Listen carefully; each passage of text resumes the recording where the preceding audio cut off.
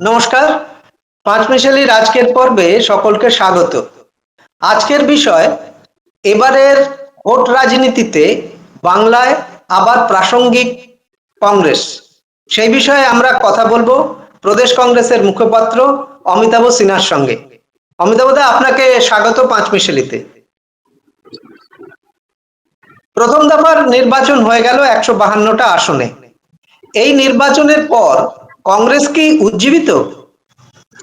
দেখুন, যে ১৫২টা আসনে হয়েছে তার মধ্যে মুর্শিদাবাদ, মালদা এবং দিনাজপুর আছে, পুরুলিয়াও আছে। সুতরাং আমাদের এই জায়গাগুলো থেকেই কিন্তু সব থেকে বেশি আসন জেতার আমরা আশা করছি। তার কারণ এই তিনটি জেলা, পুরুলিয়াতেও আমাদের সংগঠন যথেষ্টই আছে এবং আমরা যেহেতু এবারে আমরা প্রত্যেকটা ২০ বছর পরে আমরা ২৯৪টা আসনে প্রার্থী দিয়েছি, আমরা কিছুটা তো আশাবাদী বটেই যে আমরা প্রত্যেকটা জায়গাতে অন্ততপক্ষে কংগ্রেসের পতাকা পৌঁছে দিতে পেরেছি এবং একই সাথে প্রত্যেকটা জায়গায় প্রত্যেকটা বিধানসভা কেন্দ্রে যেসব কর্মীরা আছেন তারা কিন্তু আজকে কাজ পেয়েছেন, তাদের দলের হয়ে কথা বলার, দলের হয়ে কাজকর্ম করার ইত্যাদি। হতে পারে আমাদের হয়তো প্রত্যেকটা জায়গাতে সবকটা বুথে লোক নেই, কিন্তু এইটা আগামী দিনে যাতে এইসব বুথে লোক চলে আসে, মানে লোক তৈরি হতে পারে, তার জন্য আমাদের এই পদক্ষেপটা আছে এবং আমরা তো নিশ্চয়ই আজকে আশা করছি যে কংগ্রেস আগের তুলনায় গত ২০ বছর আগে যেটা অবস্থা ছিল তার থেকে বেটার অবস্থা আমরা যেতে পারবো। তবে একটু সময় লাগবে।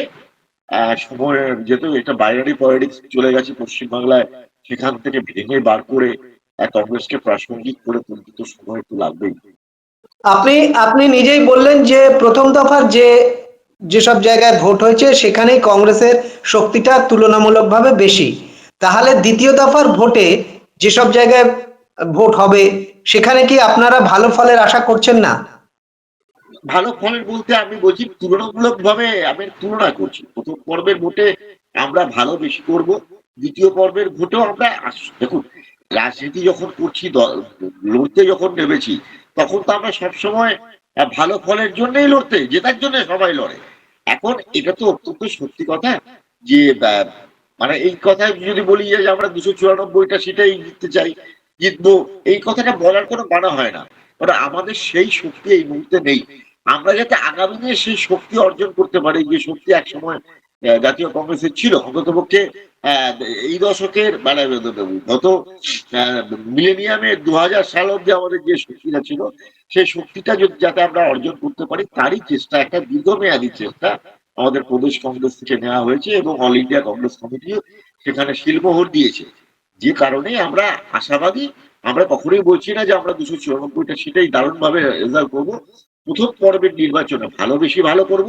এই পর্বের নির্বাচনে আমরা কিছুটা নিশ্চয়ই আশাবাদী। আপনি এবার বললেন যে আপনি বললেন কংগ্রেস একা লড়ার ফলে কংগ্রেসের যত কর্মী আছে সারা রাজ্যে ছড়িয়ে তারা কংগ্রেসের হয়ে খুব স্বতঃস্ফূর্তভাবে প্রচার করছে, মানুষের কাছে যাচ্ছে।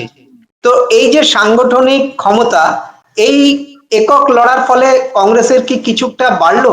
এবং কংগ্রেসের কেন্দ্রীয় নেতৃত্ব প্রদেশ কংগ্রেসকে কিভাবে সাহায্য করছে প্রচারে? প্রথম ব্যাপারটা হচ্ছে যে নিশ্চয়ই বাড়লো। এই যে কর্মীরা আজকে প্রায় আমাদের দেখা গেছিল যে সব, যখন আমরা এই গত ২০ বছর ধরে আমরা ৭০-৮০ বড়জন ১০০ তার বেশি আসনে লড়তাম না। তার মানে প্রায় ২০০-র কাছাকাছি আসনে আমাদের কোনো কংগ্রেসের পতাকা পৌঁছতো না। সেখানকার কংগ্রেস কর্মীরা মন দিয়ে, যেহেতু দলের কোনো প্রার্থী নেই, মন দিয়ে কাজও করতে পারতো না। আজকে তারা কাজ পেয়েছে এবং আজকে তারা বলতো আমাদের তো প্রার্থী নেই, আমাদের তো জোট করলে কি করে হবে ইত্যাদি। এই জায়গাটাকে, মুখটাকে বন্ধ করে দেওয়া হয়েছে। এবার তোমাদের কাজ দিলাম, কাজ করে দেখাও। সুতরাং খুব স্বাভাবিকভাবেই তারা উৎসাহ নিয়ে কাজ করছে। হয়তো সামর্থ্য অত্যন্ত কম, কিন্তু আগামী দিনে এরাই চেষ্টা করবে এক থেকে দুই, দুই থেকে চার হওয়ার। সুতরাং আমাদের এটা তো একটা লাভ হয়েছেই এবং আমাদের AICC, all India Congress committee, প্রথম থেকে প্রায় ১.৫ বছর ধরে দেখছি তারা কিন্তু এখানে পড়ে আছে। তারা আমাদের যিনি গোলাম আহমেদ মীর, যিনি আমাদের অবজারভার, তিনি এখানে কন্টিনিউয়াস রয়েছেন। অম্বা প্রসাদ, বিপি সিং, এরা আমাদের ওখান থেকে মানে মাসের মধ্যে ৮ দিন, ১০ দিন, ১২ দিন কাটিয়ে যাচ্ছে। এখন তো কন্টিনিউয়াস হয়েছে, প্রত্যেকটা সিটে একজন করে অবজারভার দেওয়া হয়েছে। দিল্লি থেকে মানে বিভিন্ন জায়গা থেকে, মানে কেউ কেউ রাজস্থান, কেউ উত্তরপ্রদেশ, কেউ বিহার থেকে এসেছে। তারা লক্ষ্য রাখছে সেখানে কাজকর্ম কিরকম হচ্ছে এবং কোথাও কোনো ঘাটতি দেখা দিলে তারা পাশে গিয়ে দাঁড়াচ্ছে। এইভাবে আমাদের কিন্তু কাজকর্ম চলছে এবং আমাদের অল ইন্ডিয়া কংগ্রেস কমিটি থেকে হয়তো তুলনায় কম, কিন্তু কাজ চালাবার মতন অর্থ যথেষ্ট এসেছে এবং একই সাথে প্রচারের যে মেটেরিয়াল সেগুলো এসেছে। আমরা প্রদেশ কংগ্রেস থেকে সেগুলো সব ডিস্ট্রিবিউট করছি। আপনি কংগ্রেসের ভালো ফলের আশা করছেন। যদি আমরা তর্কের খাতিরে বা আলোচনার স্বার্থে ধরে নিই কংগ্রেস বেশ কয়েকটি আসন পেল, কিন্তু সেই আসনে যারা জয়ী হবে তাদেরকে কংগ্রেসে ধরে রাখা এটা তো একটা বড় চ্যালেঞ্জ। কারণ এর আগে দেখা গেছে কংগ্রেস একটি উপনির্বাচনে জিতেছিল, কিন্তু সেই প্রার্থী কিছুদিনের মধ্যেই তৃণমূলে চলে গেল। সেই ঘটনার পুনরাবৃত্তি আপনারা কিভাবে রুখবেন? দেখুন, আহ, আপনি কোনো মানুষ তো কোনো কাউকে ধরে রাখা যায় না। এ তো নয় যে ঘোড়া বা গরু বা ছাগল যে দড়ি দিয়ে বেঁধে রাখলাম। গণতান্ত্রিক আবহে এরকম ঘটনা যে ঘটে না তা না। রাজীব গান্ধী একসময় অ্যান্টি ডিফেকশন বিল এনেছিলেন, আইন এনেছিলেন, যাতে টু থার্ড না হলে, মেজরিটি না হলে তারা যেতে পারবে না। এখন মুশকিলটা হচ্ছে যে দেখুন, এই ধরে রাখার ব্যাপারটা আমরা সর্বতভাবে চেষ্টা করব ভালোবাসা দিয়ে বা আমাদের কংগ্রেসের আগামী দিনে যে একটা সম্ভাবনা আছে সেসব দিয়ে। তা সত্ত্বেও যে কিছু লোক যাবে না তা নয়, যেতেই পারে। অনেক বড় বড় নেতা দল বদল করেছে, অনেক বড় বড় নেতা। সেখানে তো এটা খুব আহ, অপ্রত্যাশিত নয়, কিন্তু আমরা চেষ্টা করব তাদেরকে ভালোবাসা দিয়ে হোক, সাংগঠনিক দায়িত্ব দিয়ে হোক ধরে রাখার। তারপরে যে যা হবার হবে। আপনাকে শেষ প্রশ্ন করব, কংগ্রেস কি আস্তে আস্তে জোট রাজনীতি থেকে সরে আসতে চাইছে? পশ্চিমবাংলার ক্ষেত্রে জোট রাজনীতি থেকে সরে আসতে চাইছি, কিন্তু সর্বভারতীয় ক্ষেত্রে যেহেতু সেখানে আমাদের সরকার গঠনের ব্যাপার রয়েছে,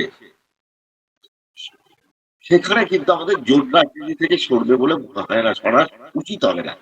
তার কারণ যখন বড় শত্রু আসে তখন আমাদের সর্বতভাবে পরবর্তীকালের যারা মানে যারা আছি সব দলকে একজোট হতে হয়। এটা দ্বিতীয় মহাযুদ্ধেও হয়েছিল এবং সব জায়গাতেই হয়। আগে বড়টাকে সামলাও, আগে অ্যানাকোন্ডাকে সামলাও, তারপর না হয় ওই ছোটখাটো সাপগুলোকে সামলানো যাবে। সুতরাং জোট রাজনীতিকে আমরা এখনই সরছি না।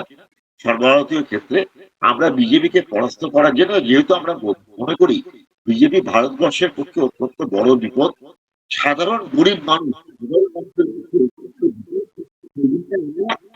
জোট রাজনীতি থেকে না সরে বিজেপিকে হারানোর জন্য আমরা সর্বতভাবে চেষ্টা করব।